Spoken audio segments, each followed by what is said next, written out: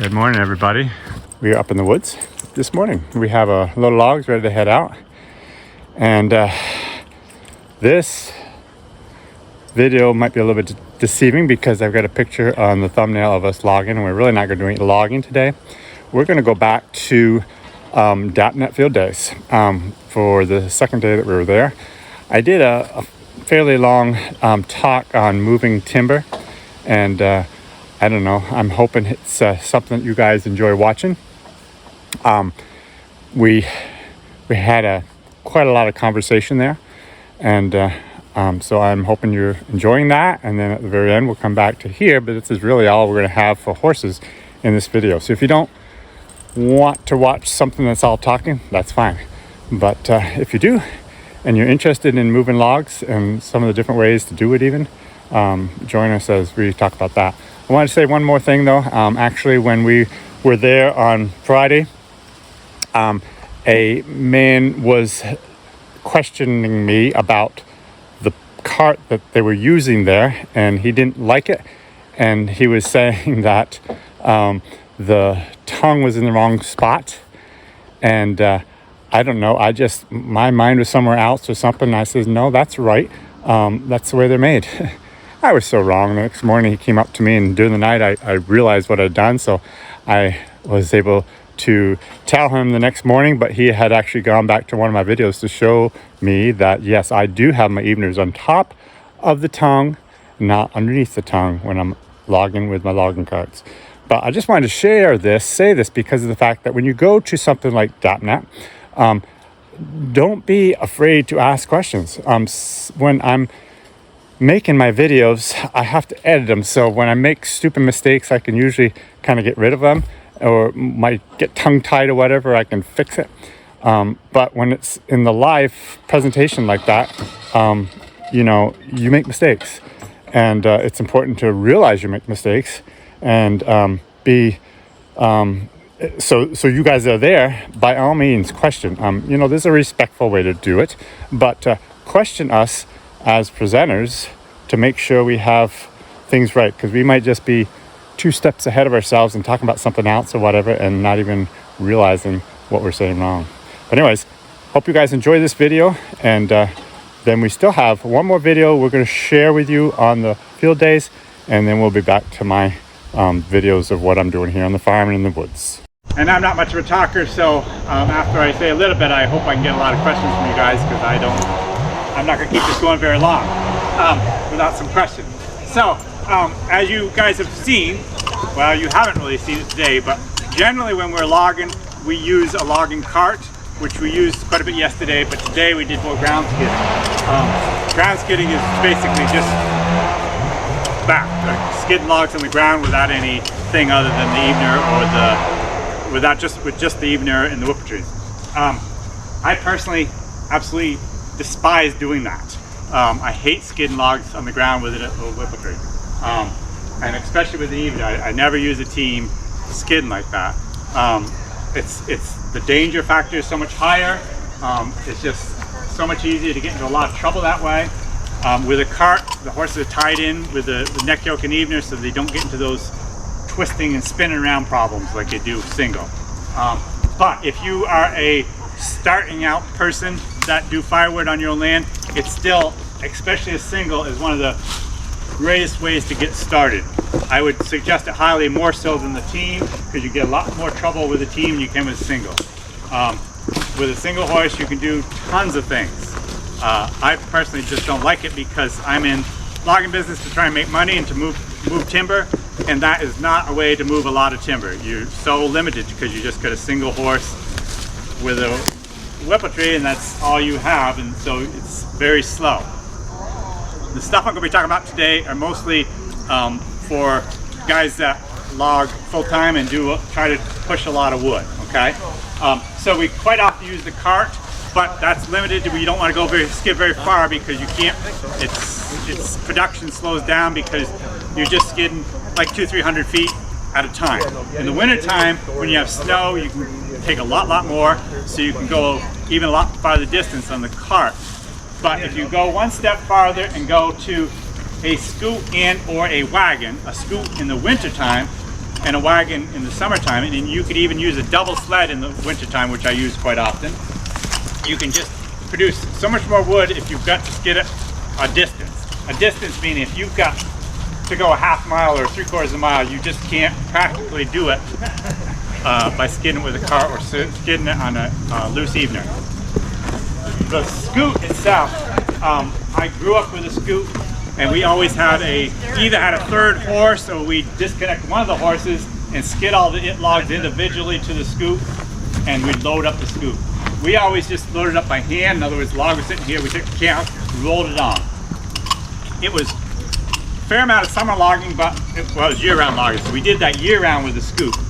That does allow you to pull more wood at a time, but it's still a scoot, a sled on the ground, so you're still limited to how much you can haul at a time.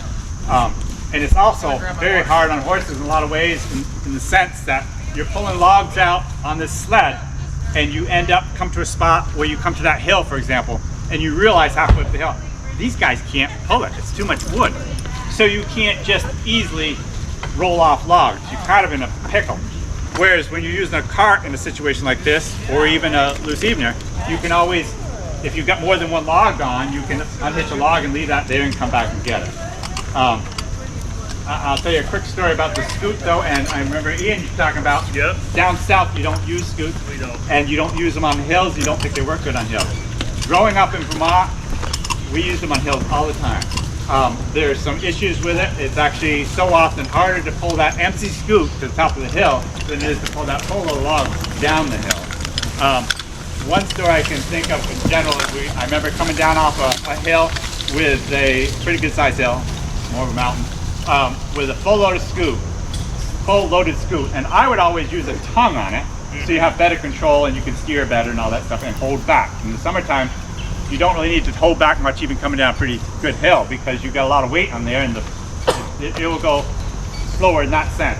But I can remember, and also at least I always did, I would ride on the sled like this, so I'd be going in empty like this all the time, and which is not a big deal. But I remember coming out this one particular time with a full load on, and I was coming off the steep old hill, and the runner, as I was coming down this hill at a fairly fast speed, because you're still heading downhill and the horses are rolling along, and I can remember hitting a stump with one of the runners.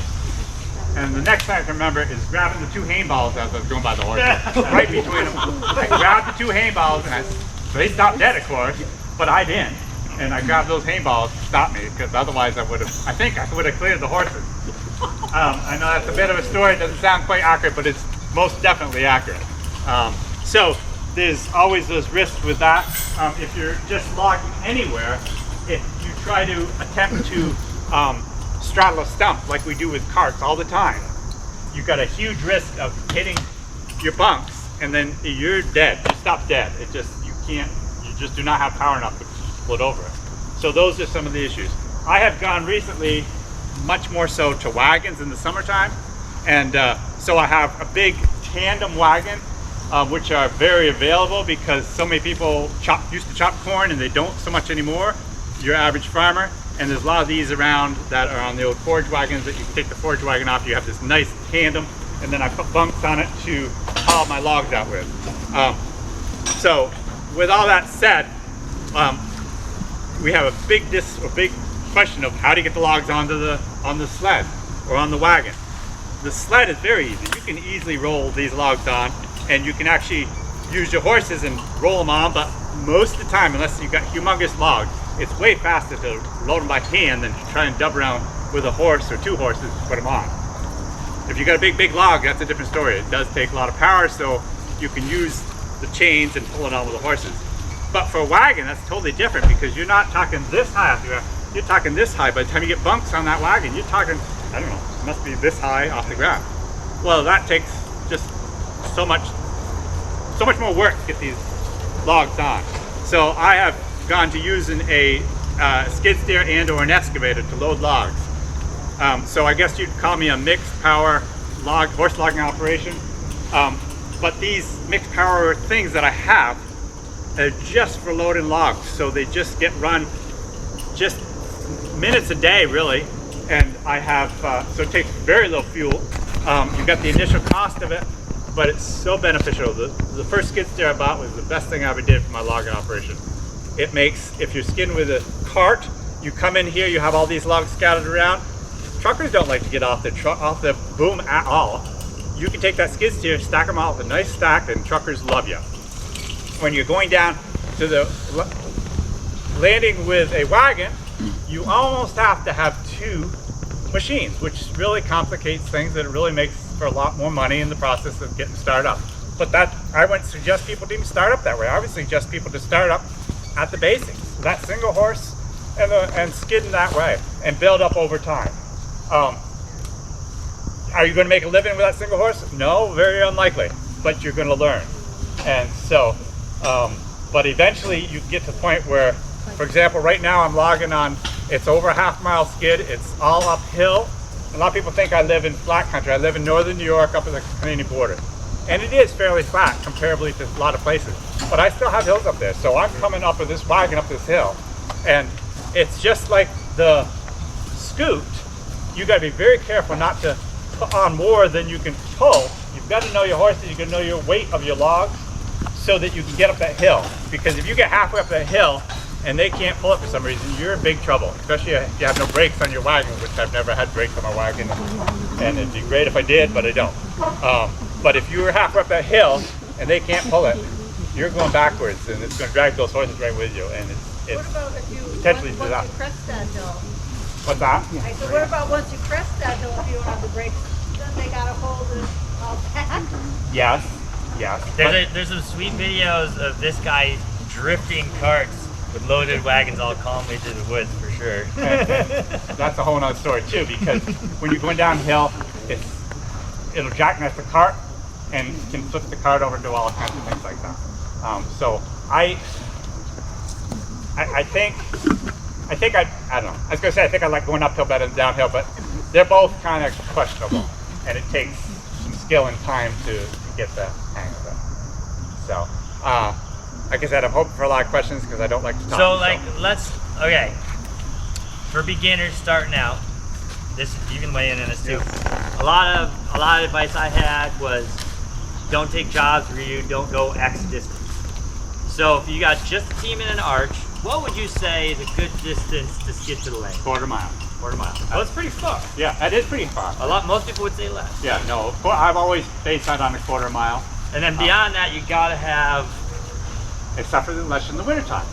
I mean, I remember one job I did, and I had an Amish guy working for me, so he was driving a team. Couldn't run the chainsaw. He was the Sorcerer Trooper Amish, so they can't run chainsaws, but he can run the horses. So we had two teams in the woods, and I would do the cutting, and I'd hitch on to the hitch that I had in the wintertime, so they're pretty good sized hitches because we had a nice snow road, which is icy and it's easier to skid. So I would skid it out just to here, and he'd come back when it was empty. He'd take my team out with the load. I'd grab the other team and get the next hitch out to that short distance, and then he'd haul along. Yeah, we did that 3/4 a mile long, and we still produced a decent amount of wood. Pulling what, like tree length, generally? Well, no, this was big pine, I remember, so it was, but still long. 400 to 500 feet to a hitch in the wintertime, and non-stop. But so the reason you didn't use a scoot was? Well, I actually did use a scoot after a while. Okay. On that same job. That was a 2-year job, and I actually did go to a scoot after a short while. Why did you decide to go to the scoot? Production. Because I could put on 1,000 feet on the scoot. On that same road, yeah. It could carry 1,000. It Yeah. was half of that or Yeah. less for the team. Yeah. And I did it all with one team, so I didn't have to hire anybody to help me with the second team. So it produced, it was, more than double great your production. Production and more money, obviously. Yeah. Okay. So where we live in northern New York, the economy is such and the market is such, we really have to compete with the skidders, and we don't get anything better than a skidder. I have a sawmill also, and a lot of people talk about value added. I don't see that. I can make way more money logging than I can run that sawmill. If I don't touch the sawmill, I'm happy. I bunch other logs anyways because that's what I enjoy working with horses, and I feel like make more money with the logging. So are you seeing, like the rest of us, getting less and less frozen ground days in the winter? And how does muddy winter logging influence your tools for forwarding? Well, we still really do not have muddy. We've never had we're far enough north, we always get the frozen. It's not an issue. But I've done plenty of muddy logging, and I hate it. And you basically, that's when you went to wheels, or does scoop still work in muddy logging? Well, the scoop would work in muddy logging, helps, but you still skid short distance even with a scoop. You got to skid it to it. Another thing, I don't want to change your subject, but I'll forget my subject. So bad. Another reason why I hate skidding with a loose evener, with a whipper tree or a single tree, is I also have a sawmill. Every time you skid with a loose evener, this log has the potential of rolling, and you're getting all four sides dirty. When you're skidding with a cart, unless you're taking sharp turns, you just have one face that has dirt. I can put that on my mill, and I used to do a lot of sawing. All of that wood that I did came to my mill. But you just have one face, you put it up there, that first cut eliminates 90% of the dirt. So to me, whenever I see, if I was to buy logs, I wouldn't buy logs that have been skidded with horses unless they had a cart, because you got dirt all the way around so often. That's the way I look at it, at least. So would you say the next step from an arch would be a scoop, or would you go to a wagon with your The next experience? step of arch would be a skid steer, Yeah. if it's me.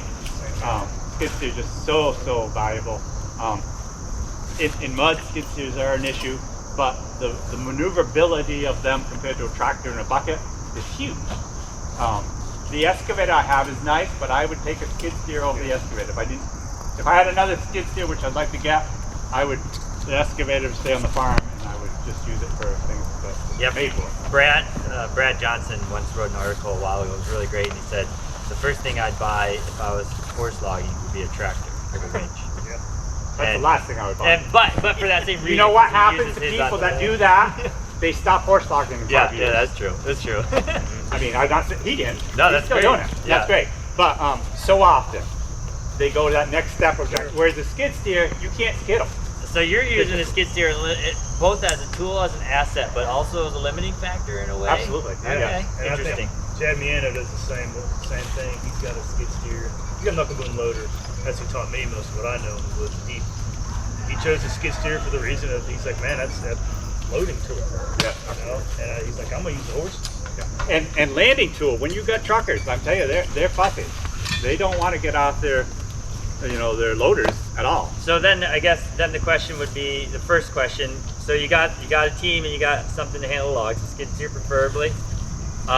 What's the next piece of forwarding equipment you would go with, a wagon or a scoop? With your experience. Wagon. I only use the scoop in the wintertime, and I actually have a double sled that I use also.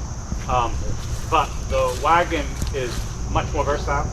I use the wagon all summer long, all fall, spring when it's muddy. The wagon works great because I don't have to get in the mud. So I prefer the wagon, and even in the wintertime, wagon's good for quite a lot of snow. What's the cons of the wagon? What's the downside? Well, if you've got skid steer, that's loading's not an issue. So, okay, the downside, it's a big downside. You've got a wagon, and wagons are 8 feet wide. So you got to get your trail through the woods.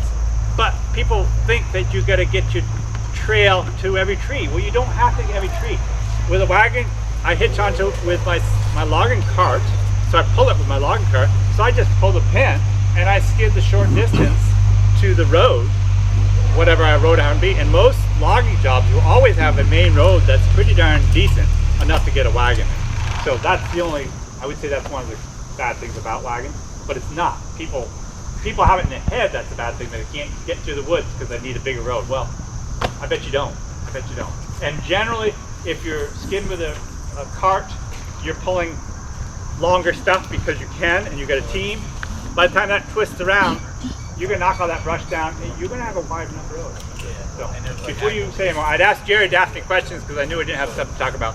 And so, but I want questions from all you other guys too before he asks some more questions.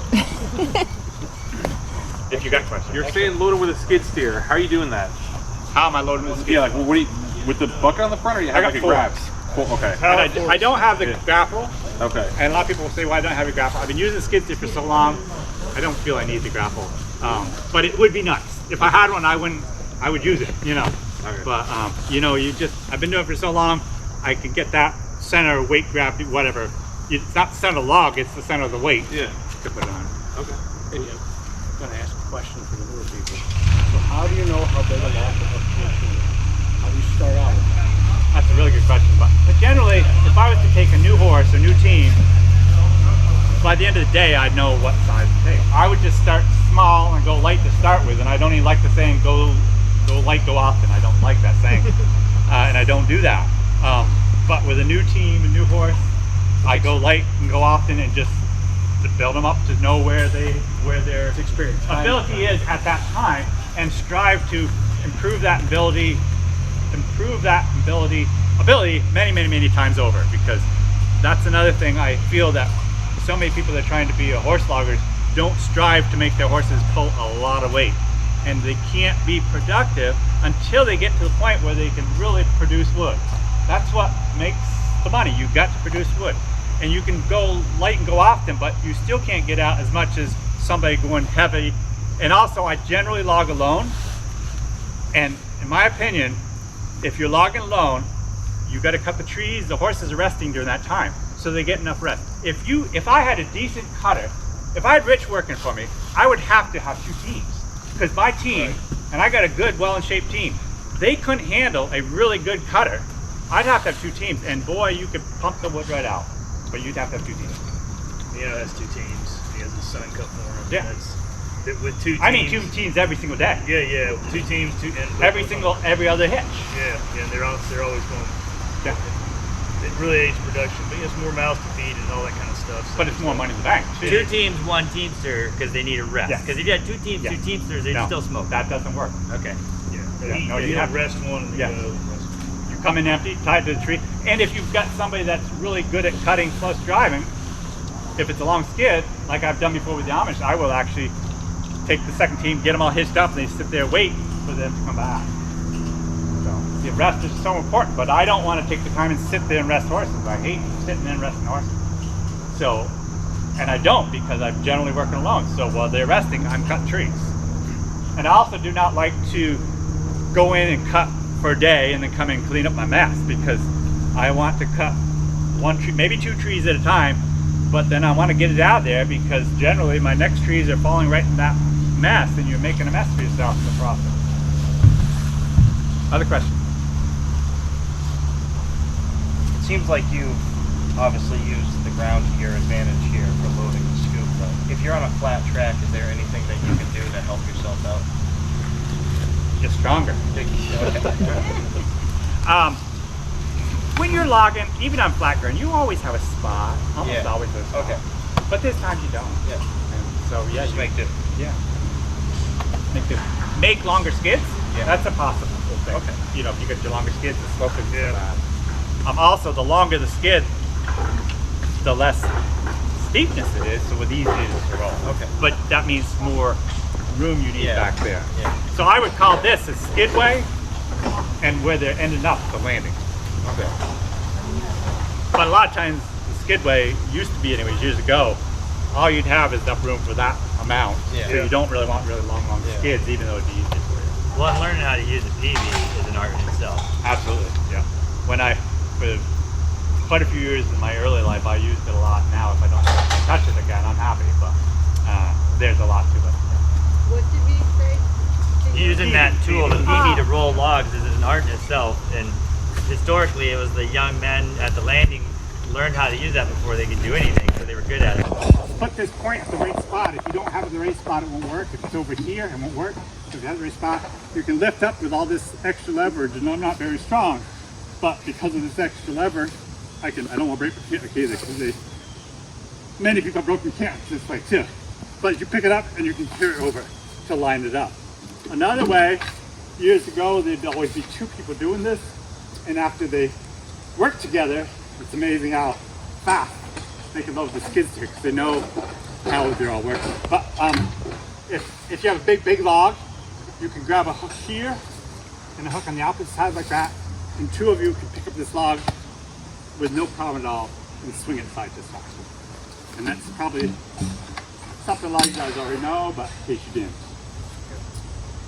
And something I was watching you guys do earlier while you were hand loading logs onto the sawmill is pivot. Having a pivot in the middle can go a long way too. So roll it up on a little branch or a chunk of wood, and you can kind of. I mean, even this right here, that same idea. I don't know if I can strong enough to do it, but if I was to lift this up onto this one here,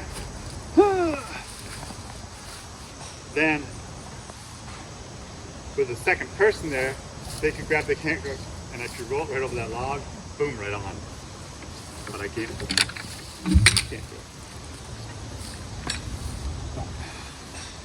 Questions? Another question. Would you have two different lengths on the scoop so you could have that option of a longer and shorter version for the upright? Or you could have a short version and a longer version to roll them up. Could you have two different? Length and straight? Yeah. Good. Do them longer. Okay. Would you do that? No. As a matter of fact, generally, this scoop wasn't really made for serious logging. When you use this scoop, your stakes are never this high. You're not going to pull out all the logs this high. No, just for the ramping. Oh, for the ramping? Yeah, they use okay. it as a ramp. Okay. That's kind of The way we always did it, we never had our stakes really this high. So we always had special ramps that we used. Separate. But yeah, you don't, this is fine. I think Jeff built this and he used it more for to have on the farm. He's got a floor on it, so he uses it like a fixed truck. So, yeah. But also these are made, everything's kind of, he made it in such a way it doesn't work quite like a scoop is supposed to work. But a scoop should have flexibility in all four of these pins so that the front of the runners can pivot a good foot and a half both ways so that as they turn, it has that pivot and ability. A worn out scoop is way better than a new scoop because they'll wear out over time. He made it a little bit different that won't allow him to do that with these down there. It won't work quite properly as a scoop, but for what he's doing with it, it works great. Because the chains, and if you look at this, there's a chain here that goes to each runner. So as you turn this way, all you're doing is pulling to start with on that runner there, and this chain is loose. Same way the other way around. It's like a differential. And so the, like this. Is that on all four? What's that? Is that on all four pins? Yeah. Mostly on the front here. Well, you just hit the front of the slab. Right, but you don't. You said you want some pivot parts. Yeah, all four of these All bolts four. come up through, and they've all got to be able to turn so that the runners can go through. But as soon as you put a body on it, that stops it. Rigid. Yeah, which is fine. It still works fine. Oh wait, have you ever used not a scoop, but basically like the front runners, where you just put the front logs up? Bob's on. Yeah, like just a regular bob. What can you tell us about what a bob's good for? Years ago, when I was still in high school, my father was horse logging at the time. I was very fortunate. For you guys that don't know, my father grew up in the horse logging business. He actually went to the old horse logging camps. There's not too many people. He's dead now, but he hasn't been dead for too many years. But there aren't too many people that actually went to the horse logging camp. And he did. He grew up there. So he's got a lot of experience. But then he went to using a skidder. So, but anyways, he was using a skidder during this time when I was a senior in high school, and he actually chose to go back to using horses for my sake because he knew I liked horses. So he actually went logging with horses for several years. I went to school, and after I just had a few classes my senior year, and I was able to leave there and go to the woods and log with him. So I learned a lot. The following year, I actually bought the business from him, and he went back to using a skidder because both my brothers like skidders. But anyways, we used that winter, I can remember, used the bobsled. And a bobsled is basically, has a tongue on it, and it's only like this long, maybe a little longer, with a bunk back here, maybe a little bit farther. There was no stakes on it. It was just that. And we used, what did they call them? Paddy grabs. Paddy grab is a piece of steel not this long, it had a long hook in it. And he had a special way, and I've tried to do it since then, I haven't really mastered it, but he could hold the chains. He didn't have a chain binder. He just used these paddock grabs. And so we would roll these logs on. We had big screws, beautiful screws, and we put on log length stuff. But we load the bottom deck, and then he'd put some chains around it, and then we put some more on the top and had a big load because we were working on this mountain. We'd headed down the hill with it, and he drove that, and I had to drive the skid horse, which is when I started hating skidding with a horse. Yeah, it worked great. And so you would just roll them on. You'd just throw a sapling on there or something. Yes, roll 'em on. and so the back end of all the logs would drag on the ground. So you had it made a beautiful trail in the wintertime. That's generally for just for wintertime logging that we would use that. I've also got a dray. A dray is I hitch it behind my cart, and it's 2 wheels, and it's got a bunk up top. And the same idea as a dray. I load the logs on, and now with machinery, load the logs onto that, chain them on, go down landing, and they're sometimes 40 feet long even, because the dray keeps the whole end of them up, so it makes it easier to pull. And that works pretty fair. So that kind of where you give it a little. Yes. Yes. Yeah, and actually Rich turned me on. He made like a piggyback arch, a real tall arch with a little boat winch on it years ago. Put the logs underneath it. Yeah, and I made one copied after his, and it was specifically for big, huge timber in a rough spot, and horses that weren't ready for it. And it was amazing how much wood we could move by getting that front up higher, which like, on the arch, you get it up high and gets kind of squirrely. But with this little piggyback thing, it just gave enough room. And then I started bundling firewood, like you were showing earlier, a couple chains, just like you crank that thing up and just have a huge bundle. It's amazing how much easier it pulls. Yeah, Amazing. And I had old horses at the time; they weren't in great shape, and we got a lot of wood for landing. So that's a lot of effort. I mean, one day of welding, and all of a sudden you got a whole more production stuff. Yeah. So the Bob, Yeah. pros, cons. When would you use it? When wouldn't you use it? Do you ever use it anymore? I personally don't even use it anymore, but it's basically the same as the dray type of thing. Same idea.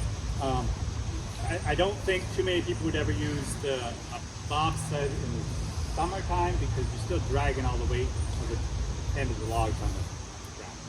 Whereas the scoop, you get it all on the sled. The problem also with a bobsled is you don't have stakes on it, so it's a real pain to get logs on without having to roll off to the side. So aren't there these sort of like little kind of foot long stubs or something like that? Not the ones that we grew up with. There was nothing there. Didn't Carl Russell have something like that? Yeah, he's had little stakes. on it. Yeah. A lot of people in And I our don't area doubt historically he use would. bobs. I mean, you find them in the woods. Yeah. All over the place. Well, a bob is the same as a double sled. It's just the front part. That's the front part, exactly. And so, Bob, maybe would that be more appropriate for firewood size stuff, small stuff? Well, this would be better for big saw logs. Would it make a difference to you? Well, as far as ease of travel, of pulling, it's still going to be easier here because all the weight's on the sled and not dragging. The bob sled is so handy to be able to maneuver and get yourself turned around in spots because it's half the length of this. This does take a little room to get turned around, and even with a tongue on here, it backs kind of hard. You know, it's heavy enough that it really backs kind of hard. I didn't even notice if he has. This one doesn't have double on it. Well, he does. There's a slope to a little bit, just not as much. Right. But it's hard to back up. So I've seen some folks, and actually I wish Tom was here because he made it for his oxen, where they're doing a little go devil, which is basically an iron bob, Yeah. and for single horse.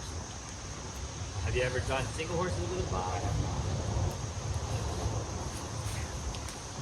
And I think it'd be a great idea. Julia, have you ever forwarded anything with a single differently than just on the ground or carts? Anything?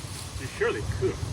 No, only like watching people in the UK using those like Swedish style ratcheting ones. They're just like a really simple frame with shafts. They seem pretty neat. But this whole idea of the way I do it, not the scoop, but a small wagon, you could do a tremendous amount with one horse if you had a skid steer to load that wagon. It's amazing.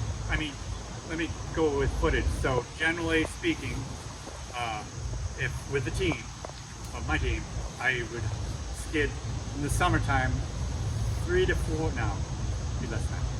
300 board feet on a cart.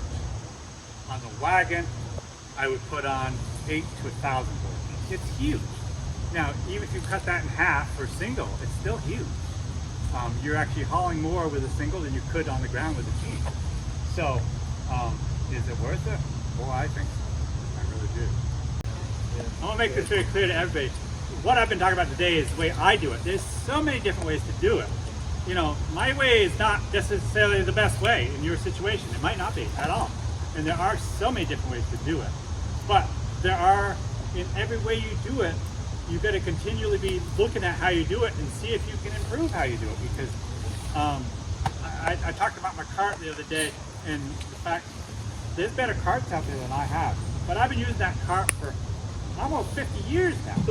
And I know where, you know, when I start flipping it over, my foot just automatically goes here to help me from falling off. Or I know how to fly off that thing without getting killed. But I wouldn't be able to do that on your car or your car or your car, you know? At least not for a while. I mean, just running different chainsaws. You go from the newer Husker Riders now. I always used to, if I get into trouble, my thumb would just automatically shut that thumb chainsaw. Now, you don't do it that way. You got to pull it up, and it's just backwards. It's not the same. And it's habits. You get into these habits. They're great, but don't have such a habit that you're not willing to look around and see if you can find something better. Another question people haven't asked here, and I just think maybe this might be of interest to you.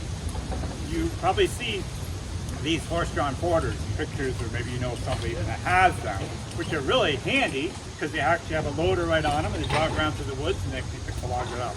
And I've debated about buying such a thing, but for one, they cost a lot of money, so I don't really have a desire to spend the money on it. And I'm still, and I may be totally wrong, but I'm still totally convinced that the way I do it is better because with a loader like that, you're so limited in what you can do with it. All you can do is haul logs. If I have just a simple basic wagon, I can haul round bales on this wagon, I can haul whatever on this wagon.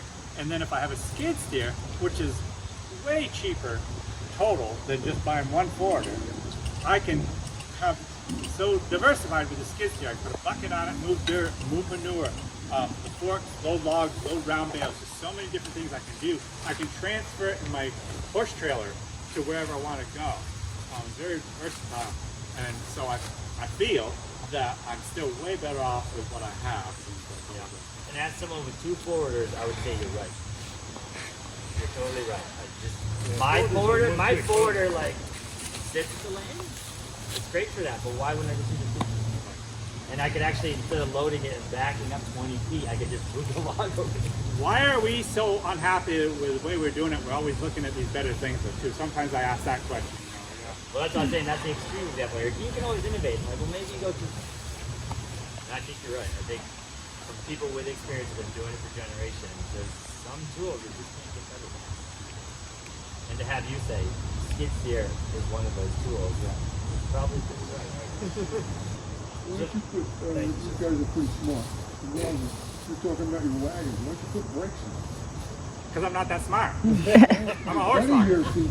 Well, he is. I'm not. Well, to put brakes on an actual forage wagon, they don't come with them naturally unless you bought a real brand new one. They're just because they're generally pulled by a tractor that outweighs the wagon they're pulling that have brakes. You're talking about scary moments coming down, jackknifing or whatever. If he wasn't a horse logger, he'd be a skydiver.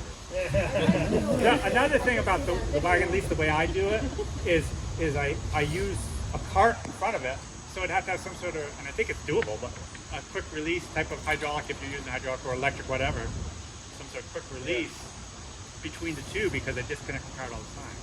Yeah, that's it could be done. I'm just not smart enough to do it. That's a good point because mine is a ride-on. Exactly. And it's always fixed there. And my guy, that's simply to do. My friend's a fabricator. He builds trailers for like over-the-road trailers for a living. And him and I penciled it over beer so many times how many ways you could do it with that, and it just wouldn't work great.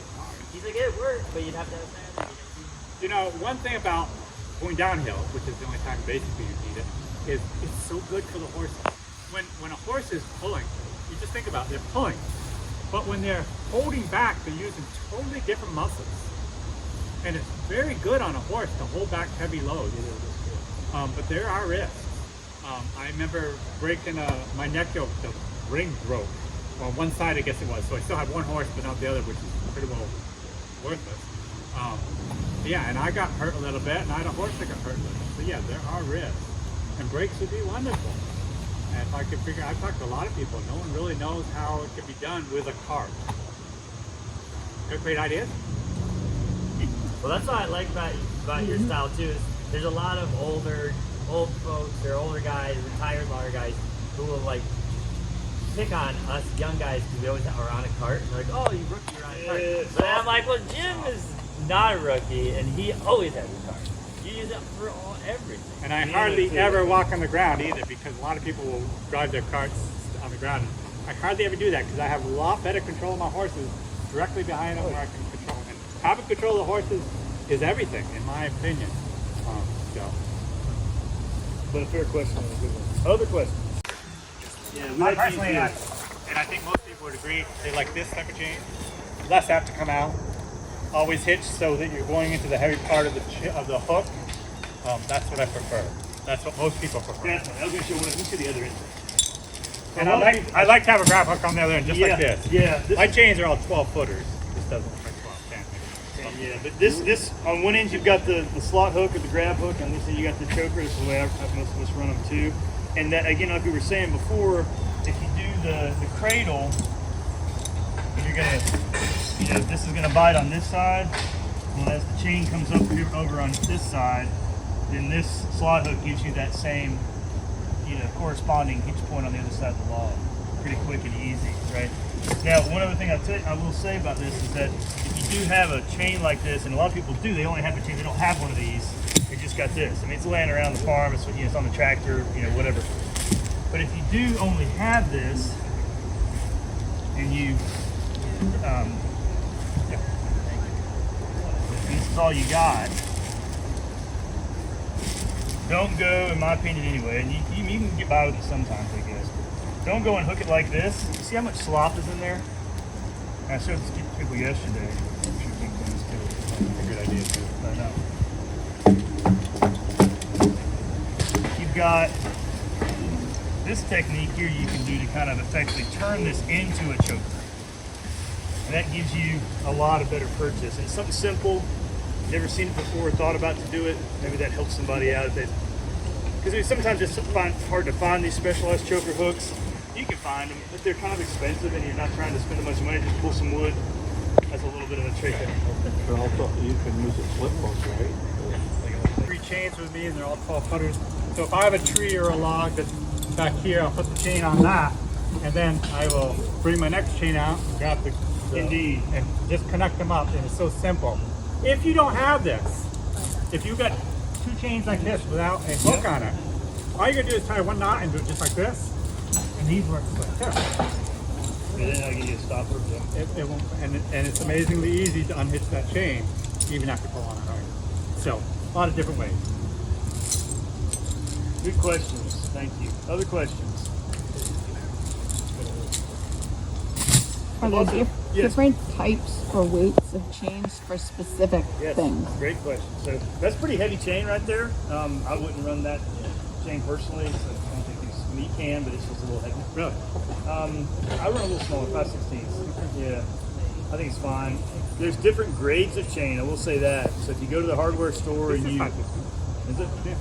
Is it 3/8? Nope. No, I mean 3/8 is next one. Now this 5/16. And then you got quarter. But I know you've got a 1/4 inch chain that you use, correct? It also depends on how old your chain is. Yeah. How much you're worn down it. I have a 1/4 that I inherited from my dad that's burly, unbreakable. I love it. And then I was like, and then I've been running that size chain forever, and I was like, I want another one of those little skinny chains. And I went and bought one and broke it in 2 days. Yeah. Also, chains have, you need to get the grade 8. Yeah. Grade 8, is that correct? Yeah. Yes. Because the grade 5, I believe it is, they won't last, they'll just break. But you can also get proof coil chains, which are really cheap. You can get this at you'll have the little bucket at the hardware store where you pull it out and snap it off yourself. Don't use that. Get something stout. But you know, you can definitely clear yourself. This is an investment that lasts a lifetime. Yeah, you'll never. You know, I've still got the ones I've had for I don't know how many years. So yeah. Yeah, all of mine, pretty much all of mine were inherited. Yeah. And of course, numerous ones have been lost in the woods over the years. Oftentimes we paint stuff red if you want to keep up with it. Having a little bit of red or blue is good to have on a tool or a set of grabs. Rich paints his grabs orange. That way you don't lose them in the woods. It's easy. One of my very favorite sentimental chains of all time is still in Shelburne from the field days. Don't know where. I think that's the year I inherited one. You wouldn't like it, it's short. 20, like 1, maybe 20-foot chain is helpful. It's probably about as long as you ever want or need. But you don't need it because you got 20 foot where you connect two together. So it's not a big deal. People want big chains. It's really, you know, you can overdo the chain thing for sure. Definitely you get one that's a good grade. If you can't find them around on the farm. If your team has never seen a chainsaw or heard a chainsaw, don't. Okay. Come on, we're standing here. So the first day I ever went logging with Grant, we were up on a hill like that, and there was a log from me to that couple away that needed to be cut. I've never logged before. I've never done it. These two have never seen the chainsaw. Grant grabs the chainsaw, walks there, fire it right in front of them. And cuts right through. They've never seen a chainsaw. They've never heard a chainsaw. And he gets through the done cut and shuts it off and goes, that team's, he said to me later, he goes, that team's never seen a chainsaw run. Oops. Because they could have went right straight over top of it. I thought you were going to say they did spook the chainsaw because I've had so many horses that it's the easiest thing to train them over with chainsaws. It just doesn't bother them. But it's get in ahead of them, let them see it. If you're doing it behind them, don't start them behind, start them ahead of them. Just practice. Well, when the cool thing is like the horses that are logging, when they hear it, they're like, it's rest time. Yeah. Right. Like Especially for your horses out there. You can put them in a round pen and start chainsaw, and they like.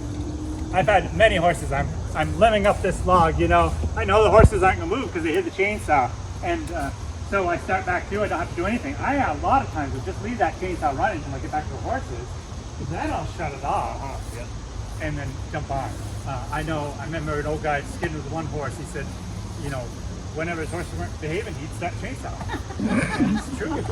Rest time. Yeah, that's great. And that's another thing. I generally log alone.